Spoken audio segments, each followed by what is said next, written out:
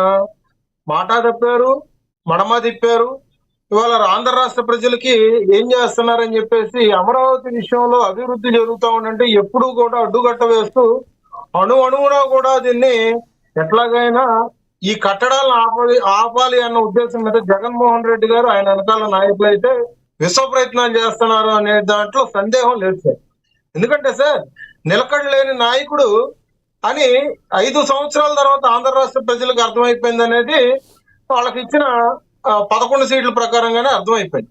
So ఇక్కడ ప్రజాధనాన్ని పూర్తిగా దుర్వినియోగం చేస్తున్నారనే మాట మర్చిపోతున్నారు సార్.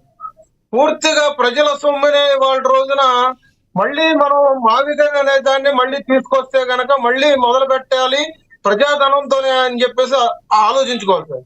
ఇదంతా కాదు సార్, జగన్మోహన్ రెడ్డి గారిని పెట్టేసుకోమనండి సార్. పులివెందులని కడపని కలిపేసి వాళ్ళ రోజున ఒక రాజధాని పెట్టేసుకోమనండి ఆయన సొంత నిధులతో.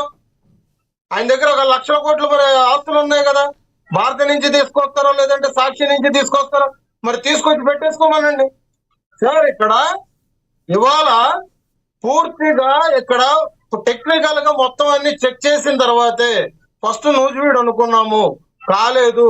సారవంతమైన భూమి కావాలి, కట్టడాలకు అనువైన భూమి కావాలి, దాన్ని అమరావతి అనేది ఇక్కడ నిర్మాణం అనేది అక్కడ ఏర్పాటు చేసుకోవాలి.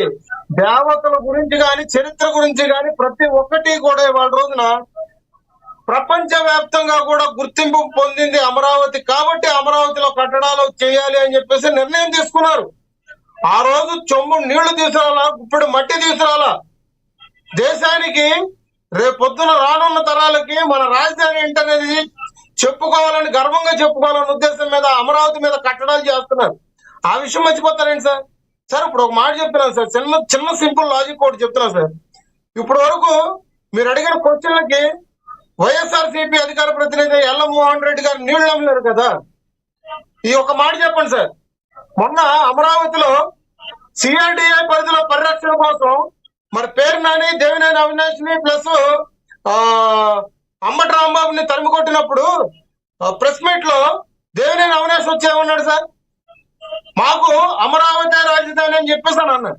మరి వాళ్ళ నిన్న జగన్మోహన్ రెడ్డి గారు ప్రెస్ మీట్ పెట్టి ఏమన్నారు సార్, నేను మావిగానికి కట్టుబడి ఉన్నాను. వాళ్ళకి స్థిరత్వం లేదు సార్. 2017లో వచ్చి మేము అమరావతి దానికి మేము కట్టుబడి ఉన్నామంటారు. తర్వాత 2019లో వాళ్ళ అధికారంలోకి వచ్చిన తర్వాత 3 రాజధానులు అంటారు. ఇవాళ 2024 అధికారం దిగిపోయిన తర్వాత కూడా ఆ మదం దిగకుండా ఇవాళ వచ్చి మళ్ళీ మావిగాని అంటారు. ఏ విధంగా ఆలోచిస్తారు? వీళ్ళ నాయకులు అనాలా? వీళ్ళు రేపు పొద్దున ఆంధ్ర రాష్ట్ర ప్రజల్ని ఉద్ధరిస్తారా? రేపు ఆంధ్ర రాష్ట్ర భవిష్యత్తుని వీళ్ళు నిర్ణయిస్తారా? లేకపోతే యువతను వీళ్ళు ఆదర్శంగా తీసుకొని ముందుకు తీసుకెళ్ళమంటారా? ఏదైనా మీరు చెప్పండి డిబేట్లో. ఇవాళ వాళ్ళ సోషల్ మీడియాలో ఉన్న వ్యక్తులే దేనికి కట్టుబడి ఉండాలో తెలియని సందిగ్ధంలో పడిపోయారు. రాజధాని విషయంలో పిల్లలు చదివే స్కూల్ పుస్తకాల్లో వాళ్ళ రోజున రాజధాని ఏంటనేది గట్టిగా తీర్మానించలేకపోతున్నారు. ఇటువంటి అడ్డుకట్లై బట్టి పార్లమెంట్ లో అన్ని పార్టీలు ఏకతాటి మీదకి వచ్చి అమరావతికి మేము కట్టుబడి ఉన్నామని చెప్పి సంతకాల సేకరణ తీసుకున్న తర్వాత కూడా ఇవాళ ఆంధ్ర రాష్ట్రంలో వైఎస్ఆర్ పార్టీ కాంత్ గారు మీరు చాలా ఇదిగా అవుతున్నారు. కానీ ఈ విషయంలో ఒకటి కాంత్ గారు ఒక మాట, 28 కల్లా ఎటువంటి పరిస్థితుల్లో రాజధాని పనులు పూర్తి చేస్తానని చంద్రబాబు గారు చెప్పారు. ఒక్కసారి మీరు చెప్పిన టైం కల్లా అది కన్నా పూర్తయిపోతే ఇక మాట్లాడటానికి మ్యాటరే లేదు. మీరు చెప్పిన భవనాలు ఏవైతే ఆయన కూటమి ప్రభుత్వం చెప్పిందో సంబంధించిన మొత్తం కూడా పూర్తి అయిపోతే ఇక మావిగానే ఉంటుంది, ఏముంటుంది. జస్ట్ ఇందాక విశ్లేషకులు గారు చెప్పినట్టు ఇది భవనాలు పెట్టినా కూడా దీన్ని యాక్సెప్ట్ చేయట్లేదు అని ఎన్నికలకు వెళ్తే ప్రజలు ఎవరికి ఓటేస్తారనేది అభిప్రాయం. అసలు 28 కల్లా చెప్పిన టైంకి పూర్తి చేస్తే చాలు కదా, కాదంటారా? ఇంత టెన్షన్ పడాల్సిన అవసరం లేదు. చెప్పండి సార్. ఇట్లాంటి మాటలన్నీ మేము ఎన్నో పడి చెవులు చిల్లులు పడిపోయినాయి. ఇట్లాంటి విభేదాలు చేయడం కాదు. అమరావతికి మేము కూడా కట్టుబడి ఉన్నామని మీరు రండి ముందుకి. అన్ని పార్టీలు అక్కడ పార్లమెంట్ లో సంతకాలు చేస్తా ఉంటే ఆంధ్ర రాష్ట్రంలోనే మన దౌర్భాగ్యం ఏంటంటే ఇక్కడ తెలుగుని వస్తున్నాం. ఆయన మావిగన్ అంటాడు, ఇవాళ రోజున ఈయన ఏమో నీళ్ళు ఊరుతారు. ఇవాళ పార్టీ కార్యకర్తలు మేము జగనన్న చెప్పిన దానికి మనం చేయకూడదామని చెప్పేసి ఏ రాజధానికో కట్టుబడి లేకుండా మాట్లాడతారు. వాళ్ళ స్థిరత్వం లేకుండా వాళ్ళు మరి ఏ ముఖం పెట్టుకుని వాళ్ళు డిబేట్ గురించి మాట్లాడుతున్నారు. అన్ని పార్టీలు రండి, మేము ఒక పార్టీ అని చెప్పేసి అమరావతి కట్టడం ఒక కూటమి బాధ్యత అని చెప్తున్నా. ప్రతి సామాన్యుల బాధ్యత ఇవాళ కట్టడం అటువంటి అక్కడ క్షేత్ర స్థాయిలో జరుగుతూ ఉంటుంటే మీకు చూపిస్తామని చెప్పేసి డిబేట్ లో మేము సవాల్ విసురుతున్నాం, కానీ మీరు దాన్ని స్వీకరించలేని పరిస్థితిలో ఉన్నారు.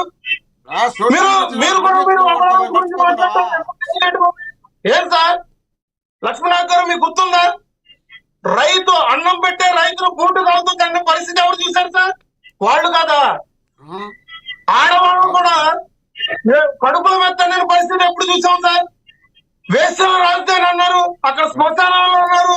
వాళ్ళు మాట్లాడి వాళ్ళ రోజున అమరావతి గురించి సిగ్గులేని మాటలు మాట్లాడుతూ ఉంటారు సార్. ఇవన్నీ మనం సిగ్గు చెట్టు కాదు సార్.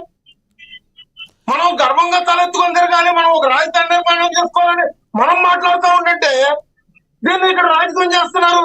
ఎస్ డిబేట్ లో ఇది ఇప్పుడు ఎస్ మీరు చెప్పిన అభిప్రాయం అర్థమైంది. డిబేట్ లో సంబంధం లేకపోయినా ఒకటైతే అడగాల్సి వస్తుంది టాపిక్ కి. ప్రకాష్ రాజ్ గారు ఒక విషయంలో మాట్లాడుతూ సిగ్గులేని దౌర్భాగ్యపు ప్రభుత్వం అని మాట్లాడారు. ఎందుకంటే కక్షపూరిత ప్రభుత్వం అని మాట్లాడారు. ఎవరి విషయంలో? జోసెఫ్ అలియాస్ రావణ్ విషయంలో కక్షపూరితంగా చేస్తున్నారు. ప్రకాష్ రాజ్ గారు చేసిన వ్యాఖ్యలను ఎలా చూస్తారు? ప్రజల విషయంలో కూడా అదే జరుగుతాండేది. ఎవరికేం లాస్ట్ ప్రజలకు కూడా అదే జరిగేది. ఎస్ ఇస్తారు. ప్రకాష్ రాజ్ గారి విషయంలో ఎలా చూస్తారు? మాట్లాడిన మాటలు. ఫస్ట్ ప్రకాష్ రాజుకి సిగ్గుందా? Just asking. మేము కూడా ఆయన ప్రకారంగా అడుగుతున్నాం సార్. జస్ట్ ఆస్కింగ్ అని మేము అడుగుతున్నాం ప్రకాష్ రాజుని. ఆయన సిగ్గుందా? 2019 నుంచి 24 వరకు 227 కోట్లు ఆంధ్ర రాష్ట్రంలో వివిధ రూపాల దేవతామూర్తుల మీద దాళ్లు గురైనప్పుడు నువ్వు తలకాయ ఎక్కడ పెట్టుకున్నావు? ఏ షూటింగ్ స్పాట్ లో ఉన్నావు? ఏ క్యారవాన్ లో దిగావు? అప్పుడు హిందూ దేవతల గురించి ఏం మాత్రం మాట్లాడినా ఇవాళ ఆ దేవతల గుళ్ళు ఇటువంటి దాళ్లు గురవుతున్నాయని పవన్ కళ్యాణ్ గారు సనాతని అని చెప్పేసి ఒక మాట మాట్లాడితే దాన్ని పట్టుబడుకుండా మాట్లాడుతూ ఇవాళ రోజున పవన్ కళ్యాణ్ గారి గురించి టార్గెట్ చేయడం, షూటింగ్ లో బ్రేక్ టైమ్ లో వచ్చి మీడియా ముందుకు వాళ్ళు ట్విట్టర్ లో మాట్లాడటానికి ఇట్లాంటి సొల్లు మాటలు కాదు సార్. ఆడు మగవాడైతే బయటికి రమ్మండి, ఆడు మగవాడైతే బయటికి రమ్మండి. మంచిగా మాట్లాడారు సార్. ఎందుకు మాట గాడు మావంతో అవుతుంది. దేశం గాడి మేము ప్రవర్తించాం. ప్రకాష్ రాజ్ అనే వాళ్ళ గురించి మాట్లాడాలంటే మేము దిగజారి మాట్లాడాలి, ఇంగతం లేకుండా మాట్లాడాలి, సంస్కారం లేకుండా మాట్లాడాలి. మీరు మాట్లాడాలంటే ప్రకాష్ రాజ్ తలగా ఎక్కడ పెట్టుకుంటాడో మేము చెప్తాం. సిగ్గులేని మాటలేదు సార్ అట్లాంటి మాటలు. బ్రేక్ టైం లో వచ్చి ఏదో 2 నిమిషాలు వీడియో చేసి ట్విట్టర్ లో పెట్టంటుంది మాత్రం కోటమి కూడా అవుతాడా? మీరు మందలించాలా? సభ్యత కాదు సార్. నేను చెప్పాను ఎవరైనా కూడా గౌరవంగా మాట్లాడుకోవాలి. అయితే సిగ్గులేని ప్రభుత్వం, కక్షపూరిత ప్రభుత్వం అని ప్రకాష్ రాజ్ మాట్లాడారు. ప్రభుత్వాన్ని సిగ్గులేని అన్నప్పుడు ప్రకాష్ రాజ్ మాట్లాడినప్పుడు వాళ్ళు ఏమాత్రం కంట్రోల్ చేయగలరు చెప్పండి. ప్రకాష్ రాజ్ ఇష్టం వచ్చినట్టు మాట్లాడొచ్చా? మాట్లాడదు.